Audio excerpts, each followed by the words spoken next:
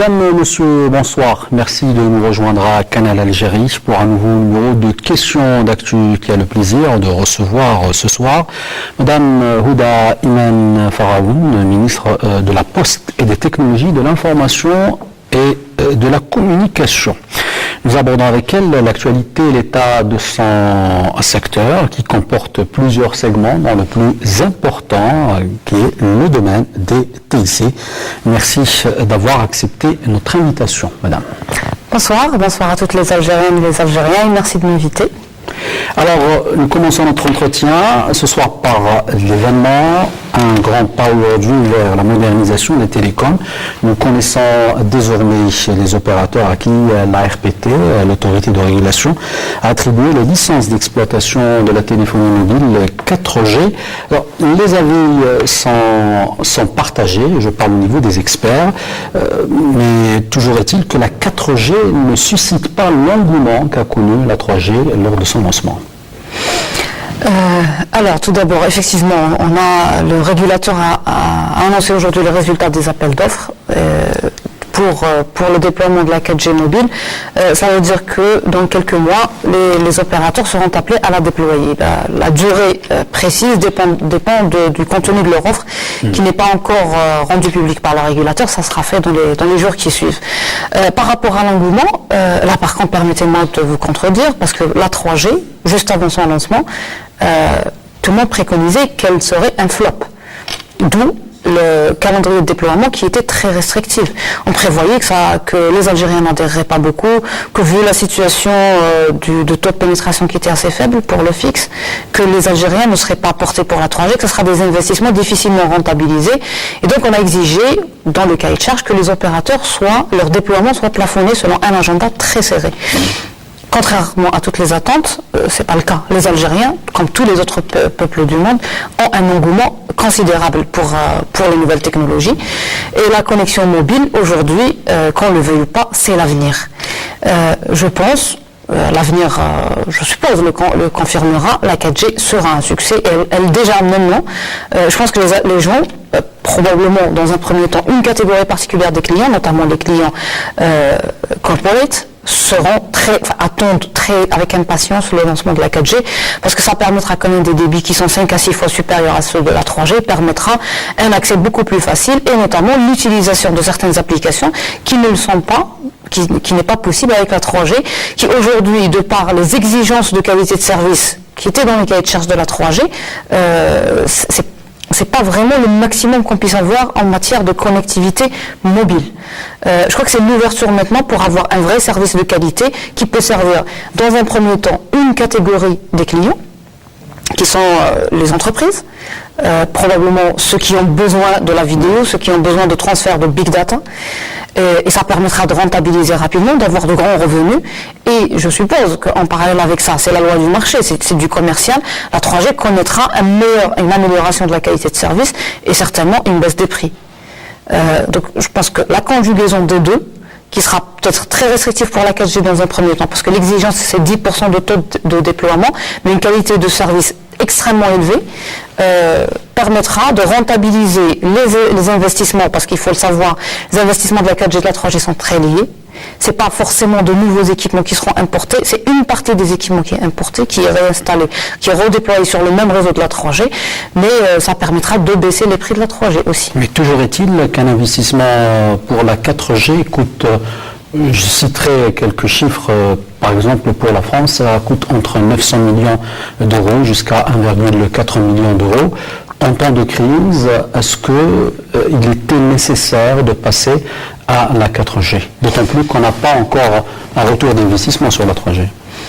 Alors, est-ce qu'il n'y a pas de retour d'investissement sur la 3G? Ça se discute. C'est vrai que le régulateur, jusque-là, n'a pas publié de chiffres exacts, mais le pourcentage des abonnés GSM qui ont basculé sur la 3G en dit long.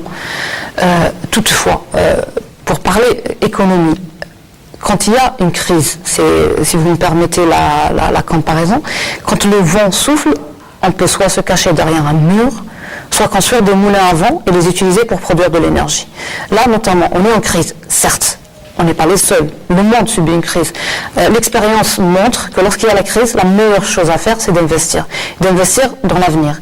L'avenir du monde entier, aujourd'hui, c'est la technologie. Plus particulièrement la technologie de la communication. Et dans la technologie de la communication, le plus important, le plus en vogue, le plus prometteur aujourd'hui, c'est la connexion mobile. C'est la mobilité. Le monde va vers la mobilité. Les objets connectés, c'est l'avenir de la technologie. On prévoit des centaines de milliards de dollars en chiffre d'affaires en objets connectés dans les années à venir. Si on veut prendre notre part de marché, si on veut développer notre pays, il nous faut les objets connectés et on ne les aura pas avec la 3G. On ne peut les avoir qu'avec la 4G. Donc si on rate encore une fois ce saut technologique, on le regrettera dans les années à venir. Donc pour résumer, c'est une nécessité. C'est une nécessité, certainement. Certes, c'est des investissements, mais nécessaire. Et il ne s'agit pas, si on n'investit pas dans ces technologies-là, je me pose la question, où est-ce qu'on mettra cet argent? Quel est le meilleur investissement pour l'Algérie aujourd'hui, si ce n'est l'investissement dans le futur? Alors, une question soulevée par beaucoup de consommateurs de la téléphonie mobile 3G. Alors, un souci qui sera lié justement à la 4G par la suite, c'est le coût exorbitant de la 3G en Algérie. Qu'en sera-t-il de la 4G? Alors, le coût de la 3G n'est pas exorbitant. Il est relativement élevé par rapport aux pays voisins, oui, certes, mais il n'est pas exorbitant. Il y a des pays qui sont beaucoup plus chers que l'Algérie. Il suffit de regarder d'autres continents, pas se concentrer sur l'Afrique. Mais le coût élevé de la connexion en général, qu'elle soit mobile ou fixe, dépend de plusieurs facteurs. Entre autres, c'est le retard qu'on a pris dans le commencement du déploiement du réseau. On est encore en train de le déployer. Et le territoire national qui est extrêmement large. Aujourd'hui, pour réduire les coûts de la connexion, sachant que la 3G, voire la 4G, se base également sur le réseau fixe, parce que les BTS sont connectés au réseau, dépend du coût de déploiement sur l'ensemble du territoire. Sachant qu'en Algérie, on a pris le choix que la connexion Internet est un service public, c'est le droit à tout Algérien, on ne peut pas limiter, comme certains pays, la connectivité à une partie des localités où c'est rentable commercialement. On préfère faire supporter le coût à tous les individus, à tout le peuple algérien, plutôt que de faire le choix de restreindre le déploiement du réseau dans les zones commercialement intéressantes et priver le reste de l'Algérie. Très certainement, dans les années à venir, les coûts de la connexion, qu'elle soit mobile ou fixe, verra une baisse. Mais justement, là, l'investissement dans la 4G, puisqu'il permettra aux opérateurs de faire beaucoup d'argent sur un type particulier de clients qui sont prêts à payer, ça permettra le retour sur investissement permettra de réduire les coûts de la 3G. Parce que c'est vrai que dans certains pays, on arrive à baisser le coût, mais c'est pas en baissant le coût des équipements, c'est en se faisant de l'argent sur autre chose. Là, si on veut qu'il y ait du contenu national, si on veut des transactions, si on veut avoir de la vidéo en ligne, si on veut avoir tout ça, il faut du débit très haut, très élevé, qui ne peut être permis que par la 4G. À ce moment-là, on pourra avoir du contenu national rentable pour les opérateurs, qui pourront avoir un chiffre d'affaires sur autre chose que sur la connexion, sur le simple fait de vendre de la bande passante. Et là, je crois que c'est un premier pas vers la rentabilisation du réseau. Donc, le lancement de la 4G, pour résumer un peu vos propos, permettra une baisse des prix proposés par les opérateurs concernant la 3G. Contribuera. Les clients entendent ou aimeraient savoir un peu une date ou avoir une date peut-être fixe ou pas sur le lancement officiel de la 4G. Alors, il y a deux étapes. Premièrement, là aujourd'hui, c'est l'autorité de régulation qui a annoncé les résultats, c'est-à-dire le classement des opérateurs. On attend que les étapes administratives soient faites, on doit être saisi par le régulateur qui informe le gouvernement sur le résultat. Les licences, les 3 licences qui seront attribuées, le seront par décret exécutif. Donc ça prendra je suppose, 2-3 semaines. C'est pas très long, mais en parallèle, il y a techniquement le déploiement des opérateurs. On leur a donné le temps nécessaire. On a même introduit dans le cahier des charges, c'est-à-dire dans l'offre qui a été examinée, on a laissé aux opérateurs la possibilité de concurrencer sur le délai, c'est-à-dire celui qui a offert le délai le plus court a eu un maximum de points sur le chapitre délai. Combien le délai Le délai, aujourd'hui, l'information est au niveau des régulateurs, mais on le saura dans les jours qui suivent. On n'a pas encore les résultats, ils n'ont pas encore été communiqués, mais d'après les estimations, on va dire, techniques, connaissant la technologie, comment elle doit se déployer, ça sera aux alentours du dernier trimestre de l'année. Alors, la 4G n'est pas une technologie complètement inconnue des Algériens. Depuis 2014, il y a la 4G, mais elle est fixe. Quel sera son avenir avec l'avènement de la 4G mobile? Alors, la 4G LTE, effectivement, elle est déployée sur le réseau fixe d'Algérie Télécom, mais il faut comprendre que certes, c'est la 4G, c'est du Wi-Fi, c'est du wireless, mais ce n'est pas comparable à la 3G ou la 4G mobile. En fait, ça reste du fixe, c'est-à-dire par rapport au client, pour ne pas rentrer dans les détails techniques, quand il est abonné 4G LTE, la 4G d'Algérie Télécom, même si c'est son fil, c'est quand même limité à une zone, c'est-à-dire la zone proche de la BTS à laquelle son modem est inscrit. Aussi, il a la connexion illimitée, il n'y a pas de volume. Alors que sur la connexion Internet mobile, c'est un volume qu'il achète, c'est-à-dire on achète 1 giga, 2 giga, 3 giga, ainsi de suite. Ce n'est pas le cas sur le fixe. Ça veut dire que pour le client, la 4G LTE, c'est toujours plus rentable, c'est toujours plus intéressant pour un certain type de connexion, notamment celle qu'on veut avoir chez soi pour être connecté 24 heures sur 24, 7 jours sur 7, sans penser à un maximum de volume de data transféré. Donc je pense que la 4G LTE ne fera pas la concurrence à la 4G mobile et vice-versa. Ce sont deux choses complètement séparées. Toutefois, la 4G LTE maintenant, elle progresse. Elle a progressé certes un peu rapidement, mais malheureusement, peut-être pas, elle n'a pas démarré de la façon qu'on aurait souhaité. Aussi 2% de... Effectivement, mais parce qu'elle a été principalement proposée dans des zones déjà couvertes par la DSL. Ce qui fait que, quelque part, elle faisait de la concurrence à la DSL. Là, aujourd'hui, il y a un redressement de la stratégie de déploiement de la 4G fixe, la 4G LTE, pour la proposer dans les zones où la fibre optique n'arrive pas, ou du moins n'arrive pas rapidement. Les zones qui étaient avant concernées par exemple par le WLL, mais qui ne permettaient que la voix et pas la data. Ces zones-là, notamment là où il y a le relief ne permet pas un déploiement de la fibre à un coût raisonnable ou à une durée raisonnable, on orientera la 4G LTE pour permettre, encore une fois, une connexion fixe à prix relativement bas, le moins bas possible, pour l'ensemble de la population, quelle que soit la situation sociale. Est-ce qu'elle est rentable pour l'opérateur? La 4G LTE, bien sûr qu'elle est rentable, sinon on la commercialiserait pas. Et là, la pression, la demande, elle est énorme. Toutefois, j'en profite pour informer nos chers clients qu'avoir la DSL ou avoir la 4G LTE, c'est du pareil au même. Celui qui a la DSL chez lui, quand il demande un modem 4G, il est en train de priver un autre qui souhaiterait avoir ce modem-là et qui ne peut pas, pour des raisons objectives, ne peut pas avoir la fibre optique. Donc au lieu d'avoir les deux, plutôt avoir un esprit citoyen et laisser les modems 4G à ceux qui ne peuvent pas être raccordés dans des délais raisonnables par fibre optique. Mais ça, Algérie Télécom peut le faire. C'est justement l'offre qu'on fait. Là, justement, ceux qui sont déjà raccordés à la DSL, qui viennent toujours réclamer des modems, je les informe qu'ils ne seront pas les premiers sur la liste. Les premiers sur la liste seront ceux qui ne sont pas raccordés avec des MSAN, avec de la fibre optique de bout en bout. Alors, voilà qui nous amène à parler des prestations de services d'Algérie Télécom. Vous avez annoncé une restructuration de cette entreprise. Peut-on en savoir plus sur les objectifs à atteindre? Alors, il y a deux volets. Tout d'abord, il y a la nécessité immédiate. Effectivement, le réseau de fibre optique d'Algérie Télécom souffre de défaillance parce qu'il a été déployé sur plusieurs phases.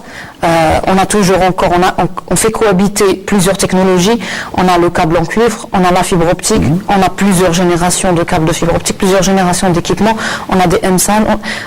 On a fait cohabiter plusieurs générations dans le même réseau, ce qui crée des nœuds où il y a des engorgements. C'est un peu comme le trafic routier. Quand vous avez une autoroute qui déverse sur un petit chemin de 2 mètres de large, ça ne le fait pas. Ça fait des engorgements, ni l'autoroute fonctionne, ni le petit chemin. Donc là, on est en train d'assainir le réseau. D'ailleurs, il y a 2 semaines, on a lancé une nouvelle opération pour la levée des dérangements.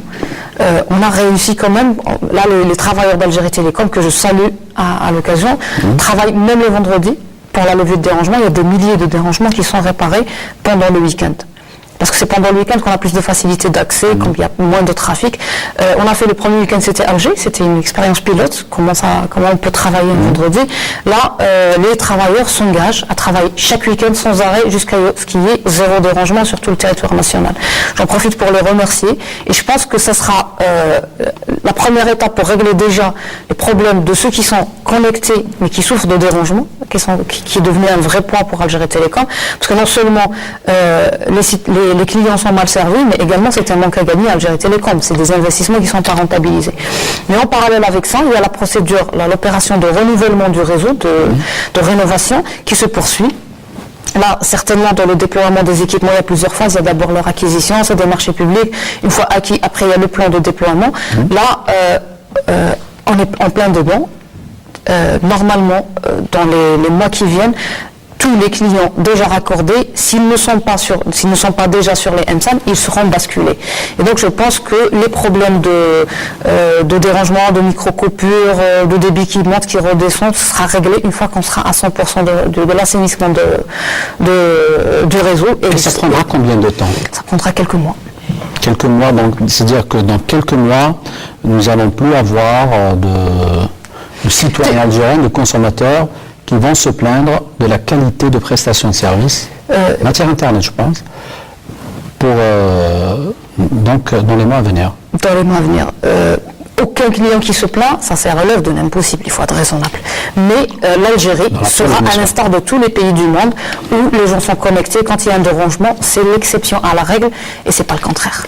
Alors l'Algérie qui occupe malheureusement sur un classement de 201 pays la 179e place en matière de rapidité de l'Internet. Justement, il y a ce problème-là du réseau, mais également, il faut croire que ces classements internationaux, c'est assez biaisé. On ne défend pas l'indéfendable, certes, on a des retards à rattraper, on a des choses à corriger, on est dessus. Toutefois, vous savez que les classements internationaux, quand ils sont faits, il y a des paramètres qui sont collectés, qui ne sont pas toujours bien collectés. Généralement, l'erreur, elle est de l'ordre de plusieurs dizaines de points, de positions. Donc, il faut relativiser. Il ne faut pas oublier qu'également, c'est des enjeux économiques. Ceux qui font les classements ne sont pas forcément neutres. Ceci dit, effectivement, on a du retard, mais on est dessus.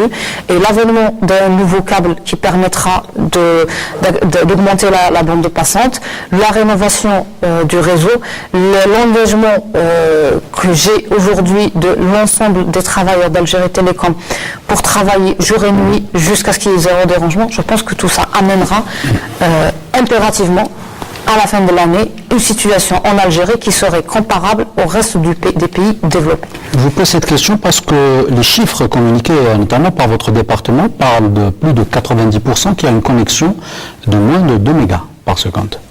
Parce que justement, ça serait malhonnête d'offrir à un client plus de 2 mégas si le réseau ne lui permet pas. Je peux vendre, Algérie Télécom peut proposer jusqu'à 20 mégas. Mais si vous achetez, vous payez pour 20 mégas, mais il se trouve que dans le réseau, entre le nœud principal et votre chez vous, il y a quelque part une parcelle de câble en cuivre, vous n'aurez pas les 20 mégas, vous n'aurez que 2 mégas. Et donc ça serait de l'arnaque pour les clients. Il y a eu des erreurs, il y a eu certains clients qui ont opté pour augmenter leur débit, mais que finalement ils se sont rendus compte qu'il n'y a pas d'amélioration, au contraire, et donc on a réparé. Je préfère avoir du 512 correct plutôt que d'offrir aux gens 2 mégas. Pour le prix du 2 mégas, leur offrir des 512. Mais là, je le répète encore, c'est un problème d'assainissement du réseau. C'est quand même un lourd réseautage parce que sur plusieurs années, il y a eu un déploiement phase par phase. Ça continue encore. On a encore des wilayas où le chef-lieu est connecté, mais les villages, les régions limitrophes ne le sont pas. Ça serait pas correct d'aller faire mettre tous les investissements dans les grandes villes et laisser une grande partie des citoyens algériens sans connexion. Notre principe, c'est d'offrir un minimum à tout le monde, tout en essayant d'investir de sorte à ce que ce minimum-là soit revu à la hausse progressivement, plutôt que de priver une grande partie de la population algérienne de la connexion. Je crois que tout Algérien, là où il soit, quel que soit son revenu, a droit à être connecté à la toile. Même si ça implique une qualité de service qui n'est pas au top pour les autres. Car il faut être équitable même en matière de débit Internet. Effectivement. Alors, vous avez exclu une quelconque couverture du capital d'Algérie Télécom pour des raisons de souveraineté, vous avez cité, mais est-ce que cela justifie le monopole sur la vente de la capacité internationale? On n'ouvre pas le capital d'Algérie Télécom parce qu'Algérie Télécom, c'est quand même une entreprise qui fait des... Ça, on le sait. La vente des capacités internationales, il s'agit des câbles sous-marins. Aujourd'hui, on en a 2. Les deux sont propriété d'Algérie Télécom. Donc Algérie Télécom étant propriétaire des câbles, c'est Algérie Télécom qui vend les capacités à l'international. Ne pensez-vous pas que peut-être en diversifiant, en créant une quelconque concurrence, on va vers plus d'efficacité? Certainement, et je l'ai dit, je le redis, certainement, quand on ouvre, quand il y a de la concurrence, il y a une meilleure qualité de service, mais pas seulement. Quand il y a de la concurrence, il y a de la création, il y a de l'innovation. Les gens vont ils vont trouver les moyens de vendre mieux, d'offrir mieux, pour que le client soit plus intéressé par tel ou tel... mais là, il ne s'agit pas de la connexion internationale, là, il s'agit de la boucle locale. Notamment, il s'agit du dernier kilomètre. Algérie Télécom déploie le réseau international, le réseau national de transport. Notre souhait aujourd'hui, c'est qu'on puisse avoir diverses offres en local.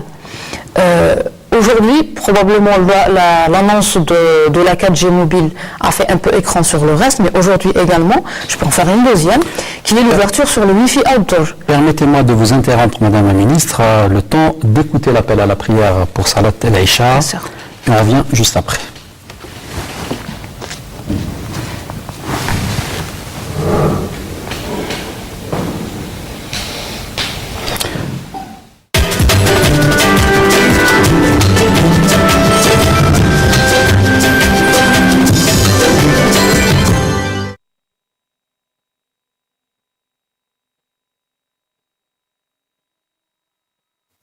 الله أكبر الله أكبر أشهد أن لا إله إلا الله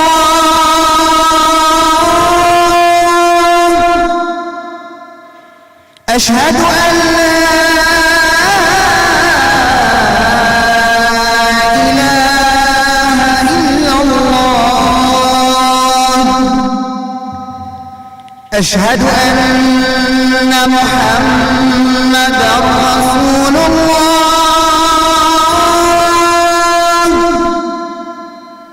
أشهد أن محمدًا رسول الله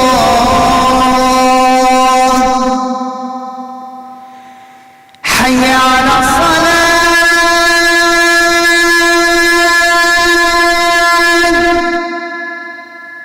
حي على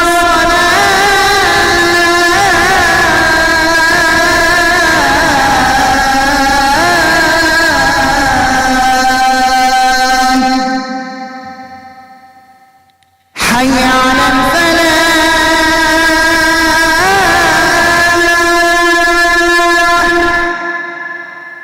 حي على الفلاح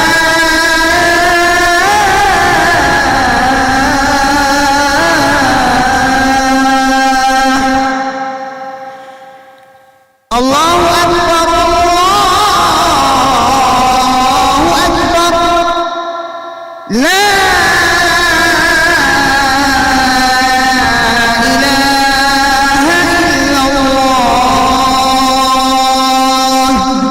اللهم رب هذه الدعوة التامة والصلاة القائمة آت محمدا الوسيلة والفضيلة وابعثه مقاما محمودا الذي وعدته.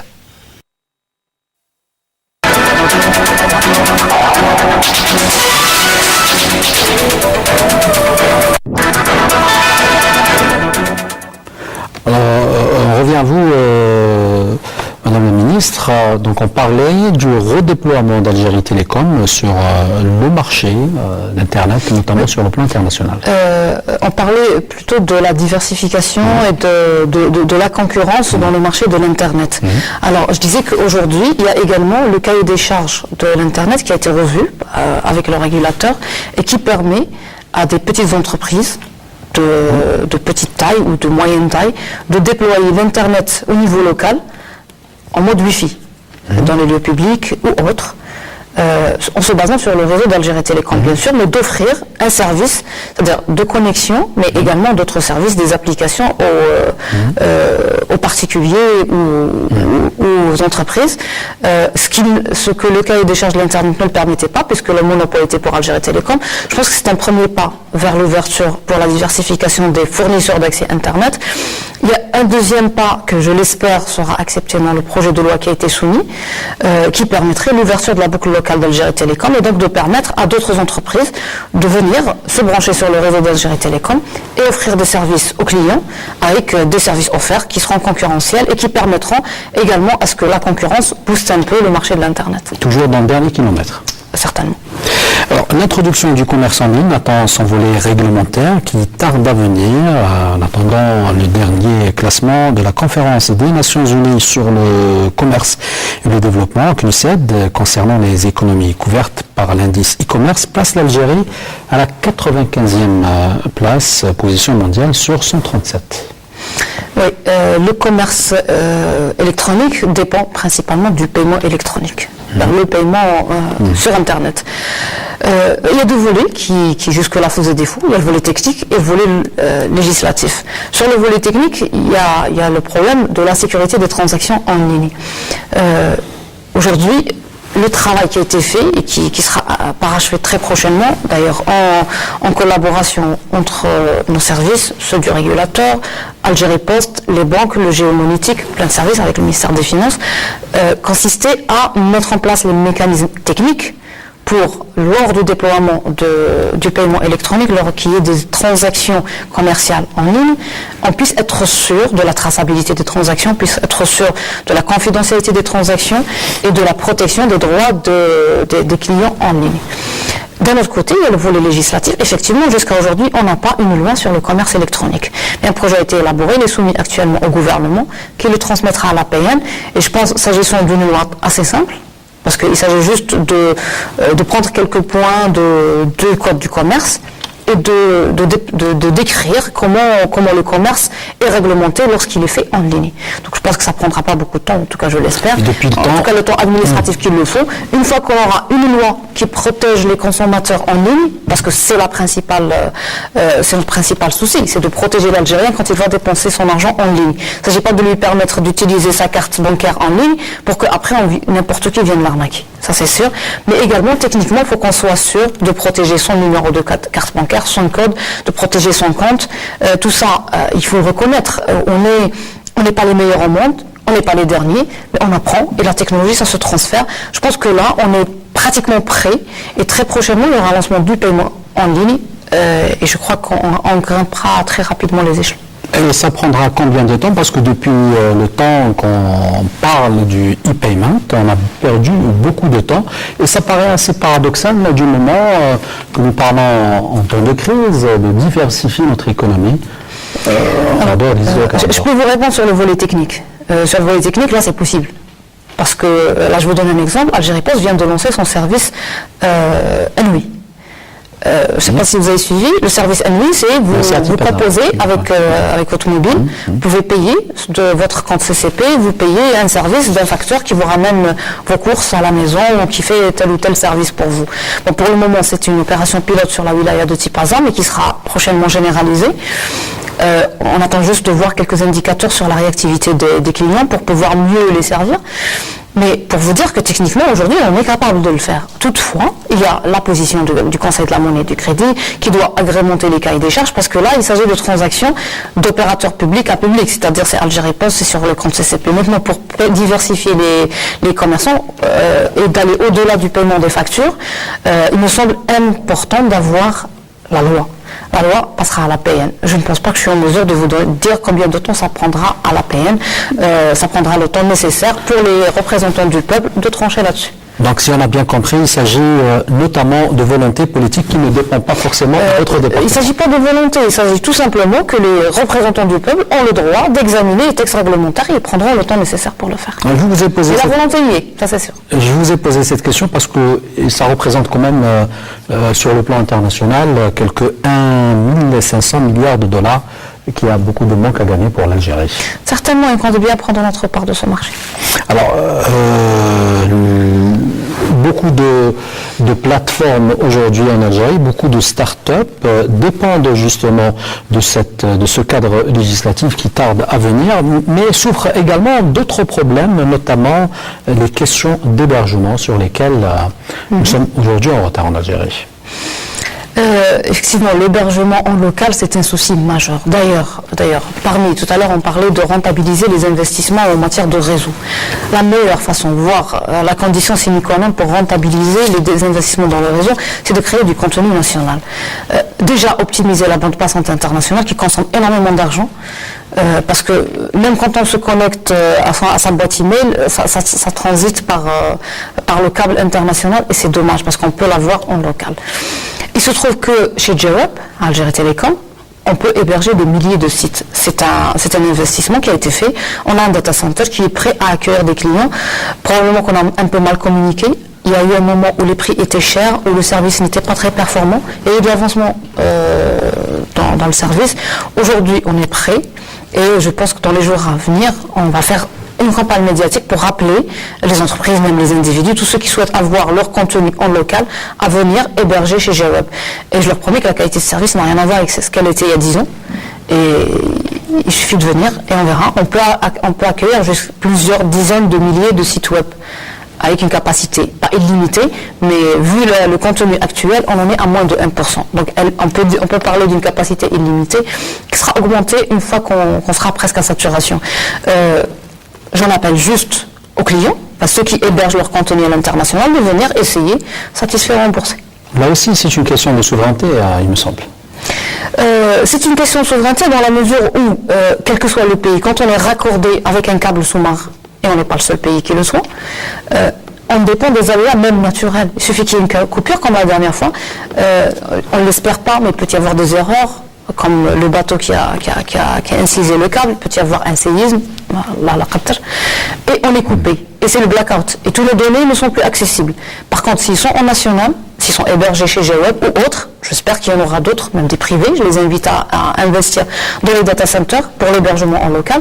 Je crois que si votre contenu est en Algérie, vous pouvez y accéder câble ou pas câble. Et avec le temps, si 80% du contenu que consultent les Algériens est en Algérie, on ne parlera plus du câble, entre guillemets, on peut même se ficher du câble, parce que notre contenu sera chez nous.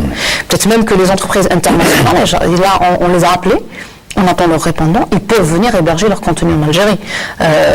Les Algériens consulteront, je l'espère, notamment dans le domaine du contenu national, c'est-à-dire du travail, les datas des entreprises, ça peut être hébergé en national, mais il y a des sites web internationaux qui intéressent les Algériens, c'est tout à fait normal.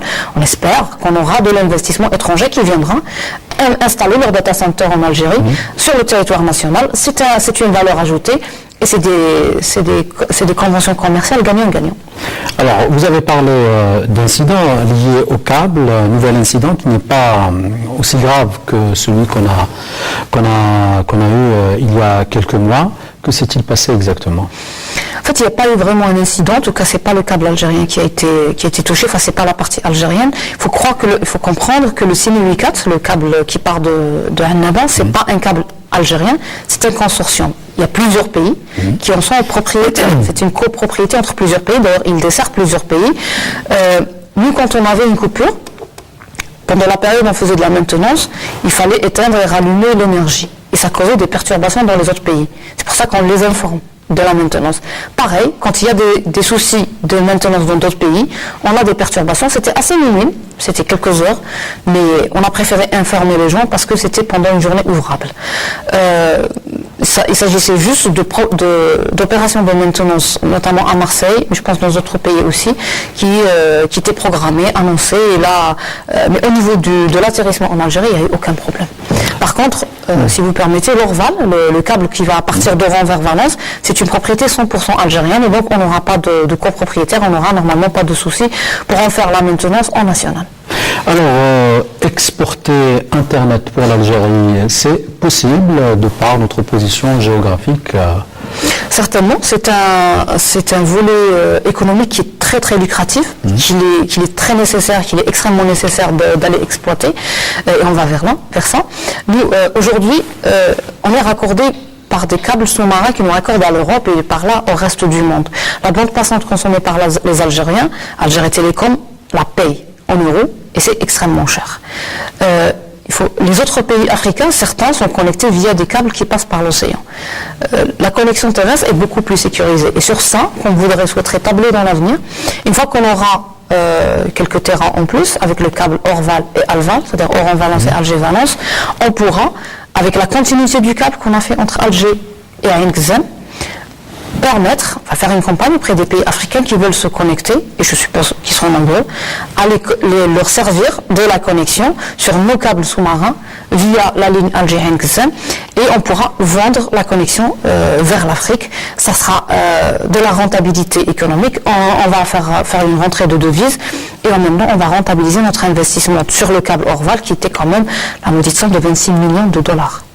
Alors là, on a parlé des supports, mais il faut parler aussi du contenu, car en Algérie, on ne produit pas beaucoup de contenu lorsqu'il s'agit de TIC.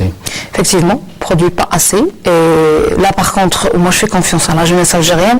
Je vous invite à aller voir ce qui se fait au niveau du cyberpark à Sidi Abdallah. Mais je suis sûr que ce n'est qu'une goutte d'eau, parce que là, c'est un endroit qu'on connaît, c'est une agence publique.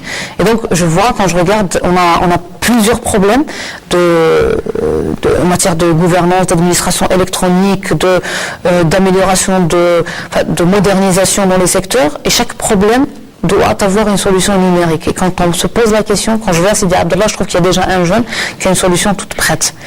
C'est des jeunes inventeurs qui ont des idées. Je pense que là, il est question de les mettre en œuvre.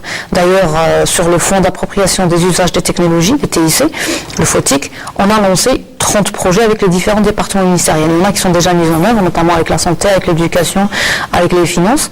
Mais il y en a encore d'autres qu'on va lancer dans les prochains jours et qui feront appel prioritairement à ces jeunes inventeurs, à ces jeunes start-up qui ont du contenu à donner, qui ont des idées pour résoudre des problèmes nationaux, notamment en e-gouvernance. Et je pense que ça sera le premier pas vers le contenu national. Toutefois, il faut être raisonnable. Le contenu, c'est pas le public. Le contenu, c'est le privé. C'est le privé qui développera le contenu. C'est comme ça que ça se passe partout dans le monde. L'État fournit le réseau, l'État fournit la connexion, l'État veille à ce que tous les Algériens soient connectés, on veille à la régulation, mais l'État ne peut pas fournir le contenu. On peut encourager, on peut enclencher, c'est ce qu'on fait, mais j'en appelle aux jeunes Algériens, investissez dans les TIC, investissez dans le contenu, c'est un créneau lucratif et ils auront tout le support et toute l'aide qu'on pourra leur donner. Mais avons-nous réuni toutes les conditions d'un entrepreneuriat dans ce domaine, justement pour ces jeunes, qui se disent parfois lésés parce que certaines entreprises publiques ont recours à des partenariats avec des étrangers lorsqu'il s'agit par exemple, de problèmes de software? Les instructions du gouvernement sont très claires. Notamment, M. le Premier ministre l'a répété et répété à moult reprises, et c'est la feuille de route du gouvernement. Préférence au produit national. Les entreprises publiques, quand ils font des appels d'offres, privilégient toujours les offres nationales. Toutefois, ces jeunes start-up, malheureusement, qu'on essaye d'aider, ont parfois des problèmes de marketing. Vous savez, quand on a 24-25 ans et qu'on a une idée, on s'accroche. C'est des jeunes, parfois c'est des jeunes extrêmement doués, mais en technologie. Quand il s'agit de vendre leurs produits, ils ne savent pas le faire. Je les invite à se rapprocher avec les structures, les incubateurs. Il y en a au niveau du MPTIC, il y en a au niveau du ministère de l'Industrie, qui peuvent leur fournir l'encadrement nécessaire. Même au niveau des universités, je pense qu'il y a des structures qui peuvent les aider à faire le marketing de leurs produits. Parce qu'il faut croire, quand une entreprise, qu'elle soit publique ou privée, elle cherche une solution. On ne fait pas confiance à celui qui ne sait pas vendre son produit. Vous avez toujours le souci de mieux vous servir, de prendre pas le moins de 10 ans, mais le mieux 10 ans, en disant quelle est ma garantie avec ce jeune-là qui vient, il ne sait même pas dire quel est l'avantage de son produit. Donc, quand on est spécialiste, on peut comprendre que son idée est pertinente, qu'il est fiable. Mais quand on est client, quand on n'est pas forcément spécialiste en TIC, on ne va pas savoir. On se base sur le marketing. D'ailleurs, ce qui se passe de partout dans le monde, ceux qui mettent le plus d'argent, le plus d'efforts dans le marketing, c'est eux qui raflent les marchés. Aujourd'hui, on essaie de fournir à ces jeunes-là, à travers les incubateurs, l'effort nécessaire, l'encadrement nécessaire pour mieux vendre leurs produits. Et d'ailleurs, on commence par les projets dans le FOTIC, on leur donne priorité, on les écoute d'abord, et lorsqu'on trouve un projet viable, on le prend. Mais encore faut-il généraliser les TIC, cette société de l'information, dans tout le tissu industriel. Aujourd'hui, nous avons quelques 700 000, si je me rappelle bien, entreprises, mais qui ne sont pas toutes connectées. Effectivement, parce que il y a une priorité qui n'a pas été inscrite, enfin en priorité, il y a un projet qui n'a pas été prioritaire, mais qui aujourd'hui sur lequel on travaille au niveau d'Algérie Télécom, c'est le raccordement des zones industrielles et des zones d'activité. Il faut les raccorder en très haut débit. Il y a des cahiers de charges spécifiques. On ne raccorde pas une entreprise comme on raccorde des localités, des habitations.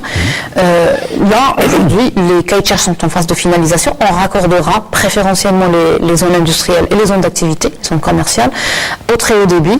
Et je pense que c'est en offrant une bonne qualité de service que les entreprises vont s'inscrire dans le TIC. Parce qu'une entreprise avec 2 mégas ne peut rien faire. Jusque-là, la politique utilisée, enfin la stratégie qui était utilisée au niveau d'Algérie Télécom, c'est de connecter tout le monde de la même façon. Certes, la démocratisation de l'Internet passe par l'accès à tout le monde, mais s'agissant de zones industrielles et de zones d'activité, je pense que les 2 mégas ne suffisent pas et le très haut débit s'impose. Alors, votre département gère aussi d'autres entreprises très lucratives et qui font beaucoup de bénéfices. Je parle d'Algérie Poste, et là aussi, la prestation de service pose des problèmes pour un grand nombre de citoyens. Écoutez, c'est une question que vous m'auriez posée il y a quelques mois, j'aurais dit oui. Mais là, je pense, en tout cas je crois sincèrement, je vous invite à demander aux clients eux-mêmes, que je rencontre souvent d'ailleurs, il y a quand même une nette amélioration, je crois que c'est perceptible. Au niveau d'Algérie Poste, on a quand même réussi à moderniser en quelques mois plusieurs centaines de bureaux de poste. Toutefois, il faut être raisonnable. On a plus de 3700 bureaux de poste. Si on a une vingtaine où il y a des problèmes, c'est visible. Mais une vingtaine sur 3700, c'est rien.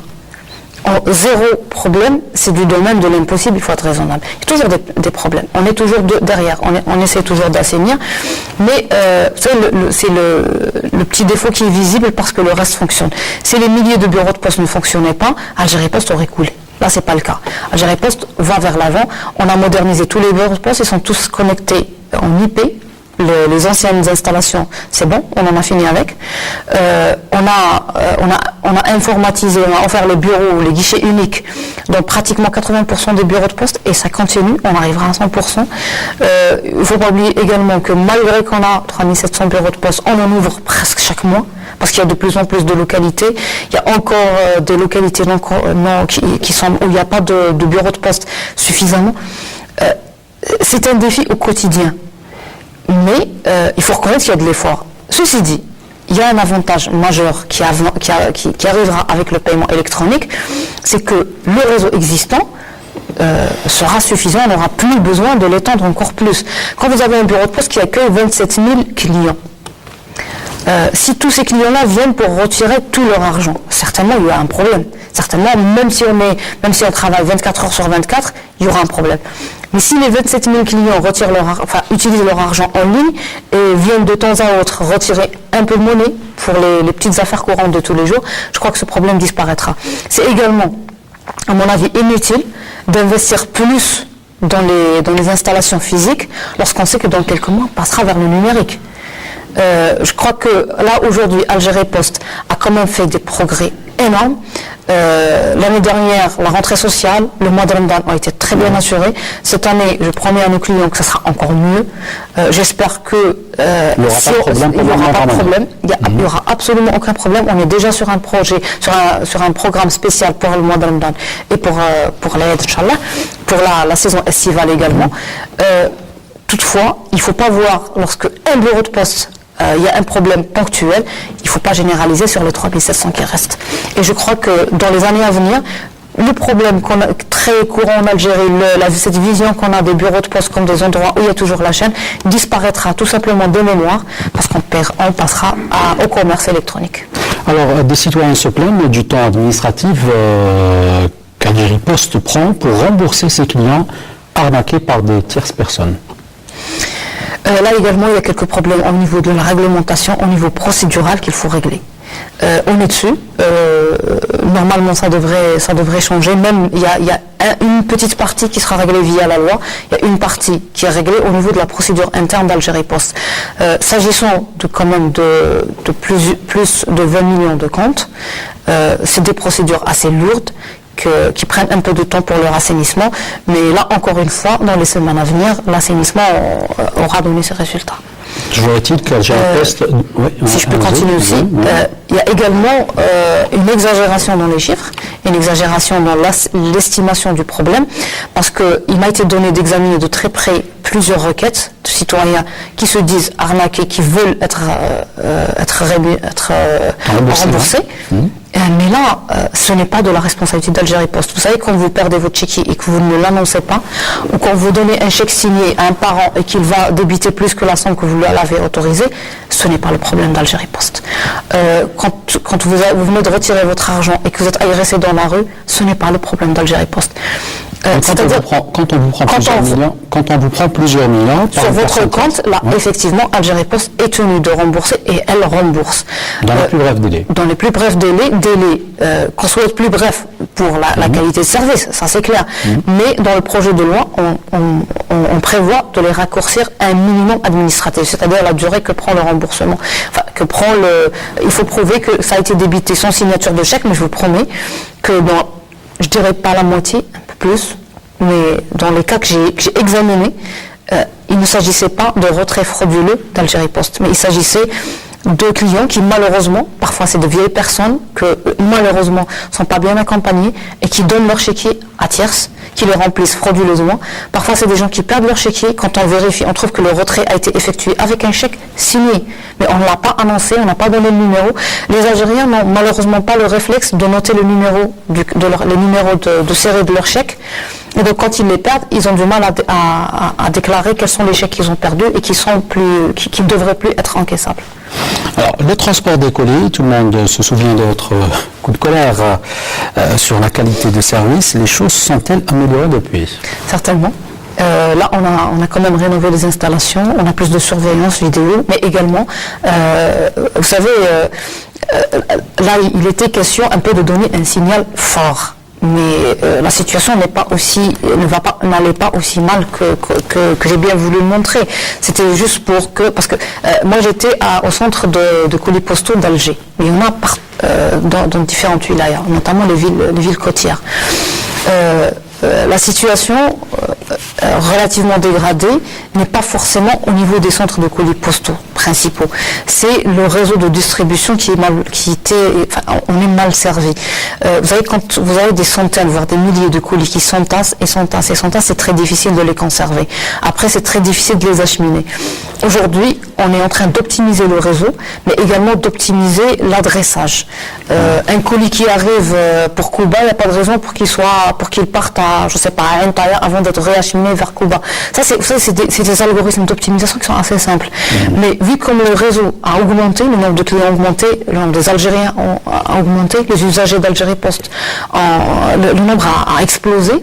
Mais on utilisait toujours le même schéma qui était utilisé pour quelques centaines de milliers de clients. Aujourd'hui, il y a une opération de fonds qui est mise en œuvre. Il y a l'EMS, Champion Post également, qui est en train d'être revu, d'être restructuré.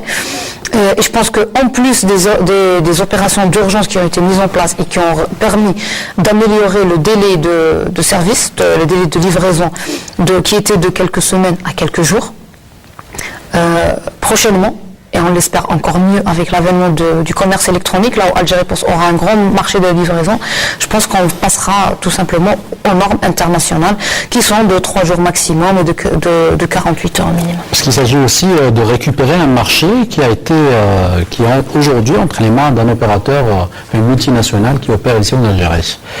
Effectivement. Il ne nous reste pas beaucoup de temps, Madame Iman Houda Faraoun. Peut-être un dernier mot sur les objectifs que vous êtes tracés dans le secteur des TIC. Alors, en fait, les objectifs se scindent en 2 volets majeurs. Tout d'abord, il est question de restructurer les infrastructures, d'offrir aux Algériens, à tous les Algériens, à un coût raisonnable, un coût abordable pour tout le monde, un service de qualité. Arriver à raccorder chaque foyer, arriver à raccorder toutes les écoles, toutes les universités, arriver à raccorder toutes les zones industrielles, même les petites localités de moins de 1000 habitants avec le service universel. On raccordera tout le monde et on offrira une qualité de service. C'est-à-dire de réparer le réseau, de le déployer, de continuer son déploiement, ça d'un côté. Mais d'un autre côté, il s'agit également d'aller vers les nouvelles technologies. Il ne faudrait pas s'embourber dans la rénovation et oublier de courir et d'aller aussi vite que vont les nouvelles technologies.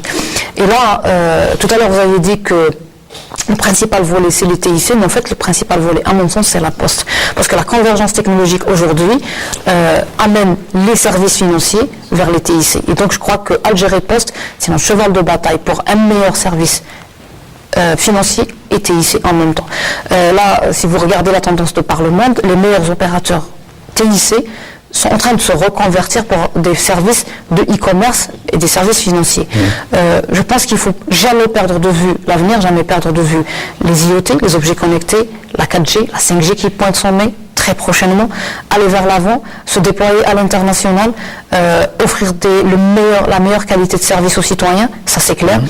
Mais sur un autre volet, également réparer ce qui est cassé, rénover le réseau, résoudre les problèmes procéduraux et réglementaires.